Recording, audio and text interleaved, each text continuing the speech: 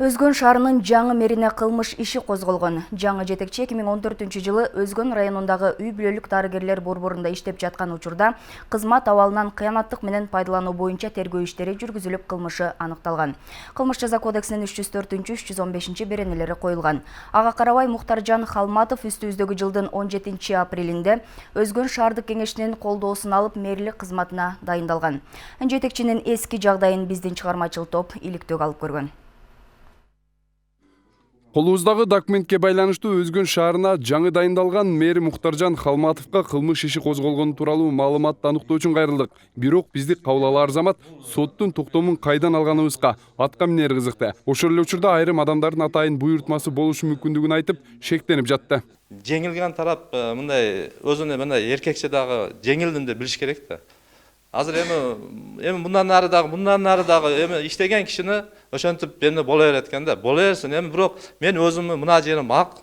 Мен элимге, журтумга иштейм деп келдим. Өзгөн шаарынын учурдагы башчысы Мухтаржан Халматовго 2014-жылы кылмыш жаза кодексинин 304-315 беренелери боюнча кызмат абалынан кыянаттык менен пайдалануу боюнча иш козголгон. Халматов ошол мезгилде документтерге мыйзамсыз кол коюп бергендигин укук коргоо органдары ачыктаган. Бирок жаңыдан эле калааны башкарууга бел байлаган Халматов мыйзам чегинде жооп берүүгө даяр экенин айтууда. Бул жерде эмне милдетиден пайдаланган деген бир эмне бар экен. Ошо статьяга эмне болуп калган. Бул бизи как ошол жерде врачты дагы как эмне болот экен, руководитель эсептелип калат экен да. Ошон үчүн биз руководитель боло алсак дагы ошол маалда, бирок врач болуп иштесең дагы ошондой сот анан адвокаттар эмне кылды, биз ошондой статья коюлуп калат деп айтты. Өзгөн шаарынын жетекчиси үстүбүздөгү жылдын 17 апрелинде шайланган. Шайлоого 2 талапкер катталып 16 добуш менен азыркы калаа башчы жеңип чыккан. Шайлоо комиссиясынын төрагасы Калыбек Акыбаев шайлоо таза өткөндүгүн ошол учурда маалымдаган. Ал эми бул жолу кайрылганыбызда жумуш ордунда жок болгонуна байланыштуу кол телефондон маалымат алууга туура келди. Жаңы мэрдин соттолгондугу же соттолбогондугу тууралуу Оштогу маалымат борборуна кайрылганын кошумчалады. Соттолгондугу чын. Бирок ал соттон кайра акталган атайын протоколдорун алып келди бизге чечимдерин. Ошону салыштырып анан тууралыгын тактап, анан биз кабыл алганбыз. Ал киши эмне боюнча соттолгон эмне? Кандай кылмышка соттолгон экен? Башка бир статьяларды койгон экен, анан аналитикалык борборго барылган Оштого. Ошто информационный аналитикалык борбор бар. Алда соттолгон эмес деп берген.